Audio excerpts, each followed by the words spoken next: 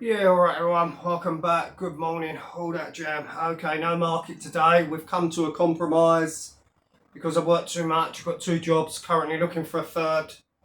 I said, okay, I won't go market Sunday, I spend Sunday with the family, feet up, a bit of TV, you know what I mean, just Sunday roasts and all that kind of jam, you know what I'm talking about.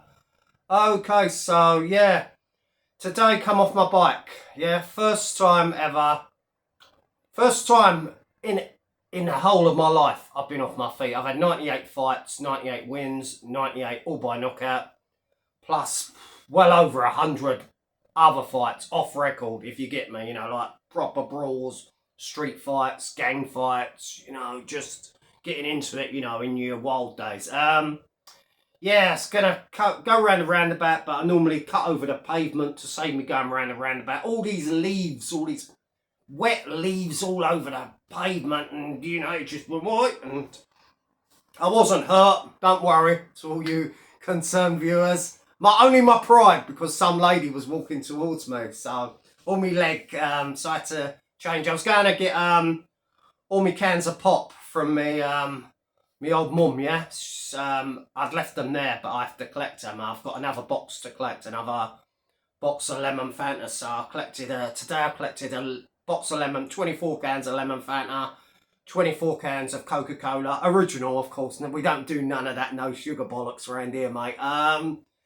So I had to do two visits, and on the first visit, me best grade trousers are all wet, so they've gone in the washing basket now. Just my luck in it, but I'm all right. I live to tell another tale.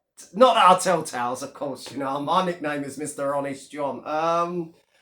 Yeah. So speaking of first time off my feet, the boxing last night, absolutely abysmal. I mean, what was Eubank doing there? It seemed like he didn't want to fight. Once again, he seemed lazy, and his dad had that on occasion. His dad was involved with loads of great fights, but on occasion he'd be lazy. He'd put minimal effort into a lot of the fights.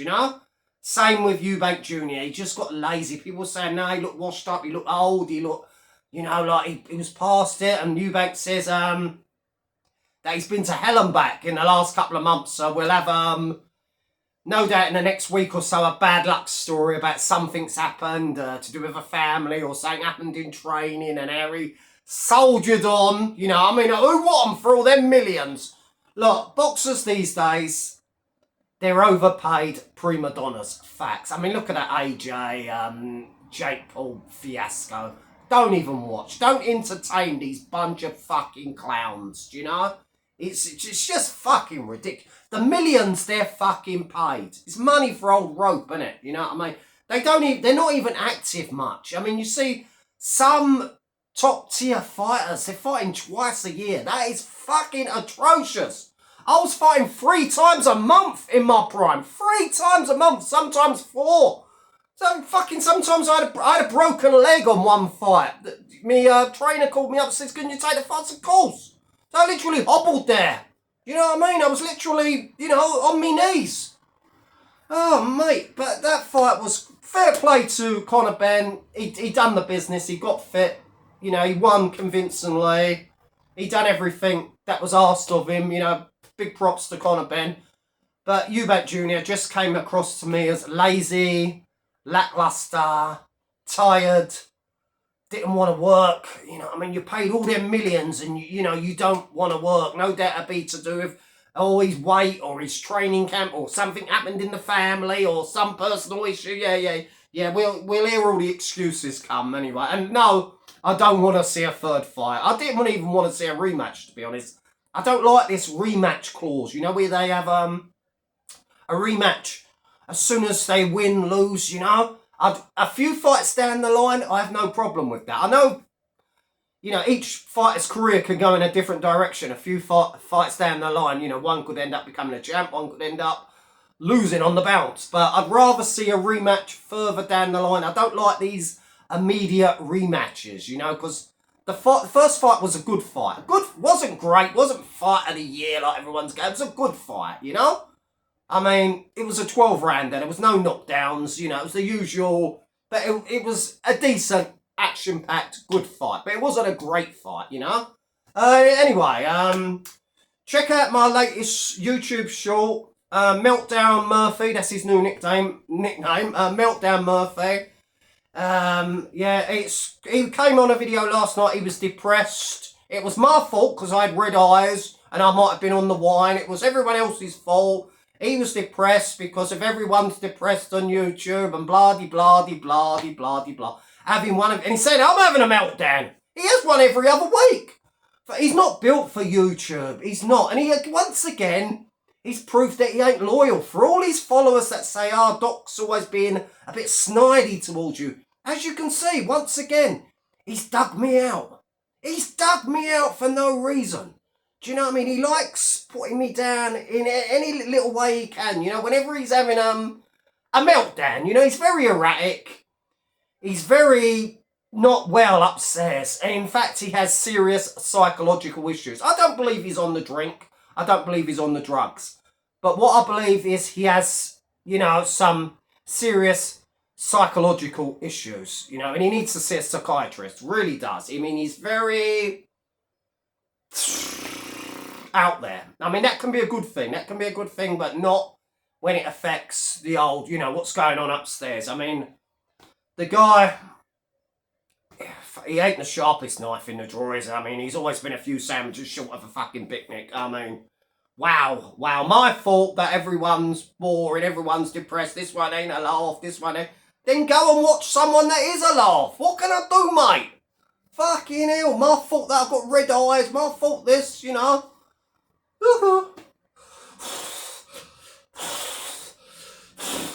Nah, he's, you know what I mean? He's disloyal, mate. He's a turncoat. Do you know what I mean? He's a backstabber. What can I say?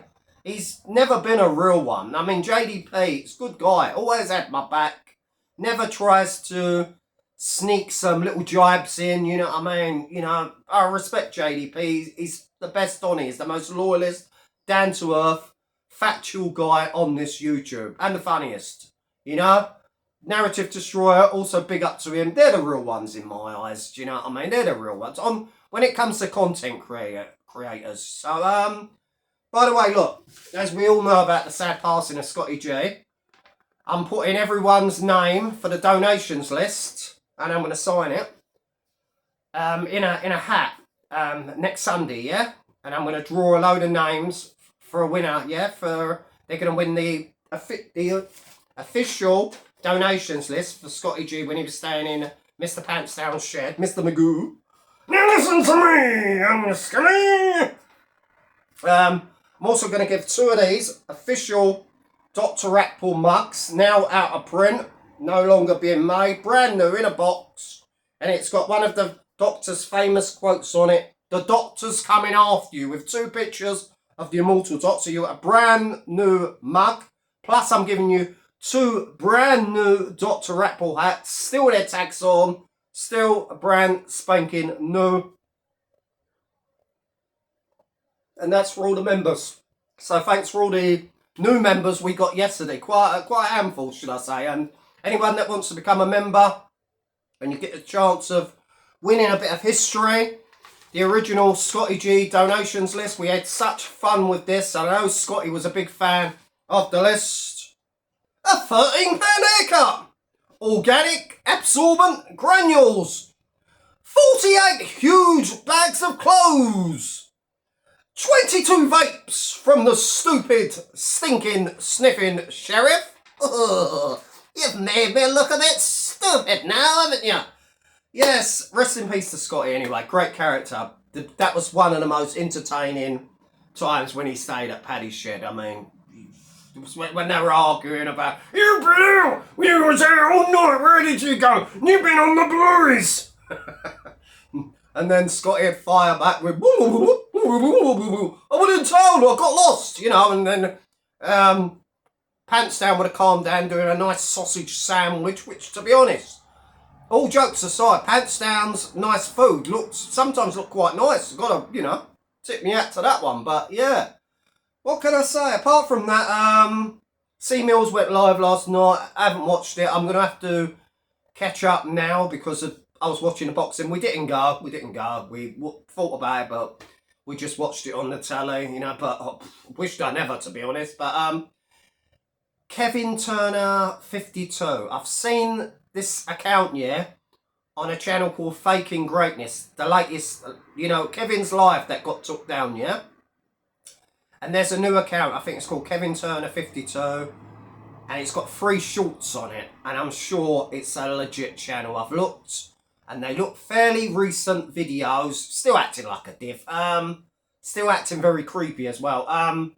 He's had his hair cut, he's had his shave, and he's yeah. I think that's a new channel. I mean, some people, unless he's someone who's just nicked the videos off of TikTok or they're old videos that I've never seen. I don't know, but I'm thinking if you check out Faking Greatness, the clip channel of Kung Fu Perv, you will find an account there. It's at Kevin Turner 52, I think. You know, I can't be sure of that. Don't quote me on that, but I'm sure it's him, and he's still acting very peculiar.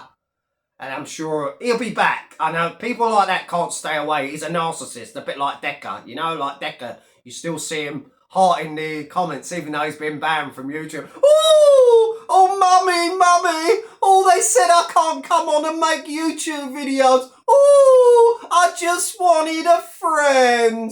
After he got his head caved in by 9 Stone Robbie Brown, he was in the toilets the very next day crying, "The fuse! Who said he could film? Dumbo Venice doing the officiate." Hey, you know you're in trouble when Paul Dumbo Venice is doing the officiating. Remember the last mockery he made when Danny and Decker had their fight, and he was fair play. He was just up the other end of the ring, just like it was Dougie calling the shots. Paul was like that. Nah, Danny, never heard of him, mate. Not my mate. Nah. I'm just here to make up an ambush. Never heard of him. Not my beef. Not my trouble. If I keep quiet, maybe now and then I'm here. So no doubt Venice will be on today, giving his expert opinion about the big fight last night from a man that doesn't fight and won't fight. Oh, I've hurt my neck. Big fucking goofball. Tiny guy security is what he's starting now. Oi, you. Who said that? What's your problem? I'm just having a good time in the club. Who said that? Oi, get here, mate. What? Get in my club. Go, get me, you little troublemaker. Yeah, so, yeah, he'll be on later. But why does anyone care what that non-fighter talks? You know what I mean? He's another goober. Him, John Paul Fitzliar.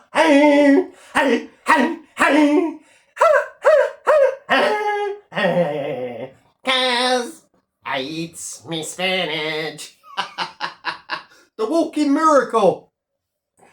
Hey, you bathroom warriors. You don't want to like to get in there and have a real go. You sat in your mum's spare box room, eating your Cocoa Pops. You little bathroom warriors. What absolute fucking goof. Do you know what I mean? I've seen more meat on an Oxo Cube. I mean, wow. He got battered around the ring for 2 solid rounds and now thinks he's fucking, I don't know. God and Bennett, where do we find them? They've all got fighting channels. But where's the fighting? There is none. God bless everyone.